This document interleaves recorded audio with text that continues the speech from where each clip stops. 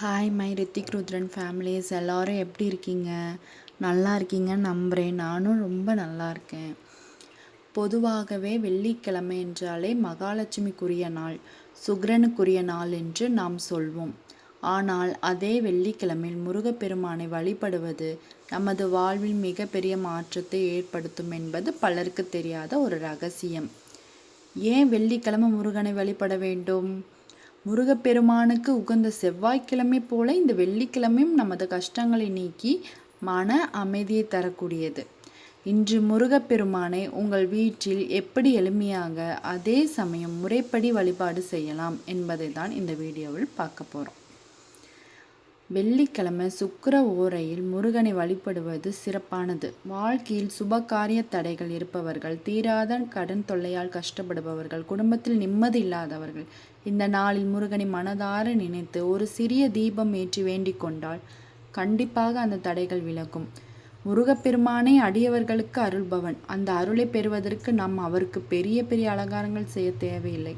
நம்முடைய அன்பான மனது மட்டுமே போதும். முதலில் உங்கள் பூஜை அறையை சுத்தம் செய்து கொள்ளுங்கள். முருகன் திருவுருவ படத்திற்கு முன்னால் நல்லெண்ணெய் அல்லது நெய் ஊற்றி 2 முக விளக்குகள் ஏற்றுங்கள். எந்த ஒரு காரியத்தையும் தொடங்கும் முன் விநாயகரை வணங்குவது அவசியம். எனவே முதலில் விநாயகருக்கு ஒரு சிறிய வணக்கத்தை சொல்லிவிட்டு பிறகு முருகனிடம் செல்லுங்கள்.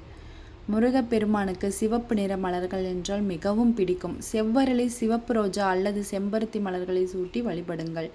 நெய்வேத்தியம் உங்களால் முடிந்ததை வைத்துக் கொள்ளலாம். கற்கண்டு, பால் அல்லது காய்ச்சிய பால் பாயாசம் வைக்கலாம். கஷ்டங்கள் அதிகம் என்று நினைப்பவர்கள் ஒரு சிறிய வெல்லம் வைத்தாலே போதும். முருகன் அன்பிற்கு மட்டுமே கட்டுப்படுபவர். பூஜை செய்த பிறகு தீப ஆராத்தி காட்டிவிட்டு ஒரு 5 நிமிடம் அமைதியாக உட்கார்ந்து முருகனின் மந்திரங்களை சொல்லுங்கள். ஓம் சரவண பவ இந்த 5 எழுத்து மந்திரத்தை 108 முறை சொல்லுங்கள்.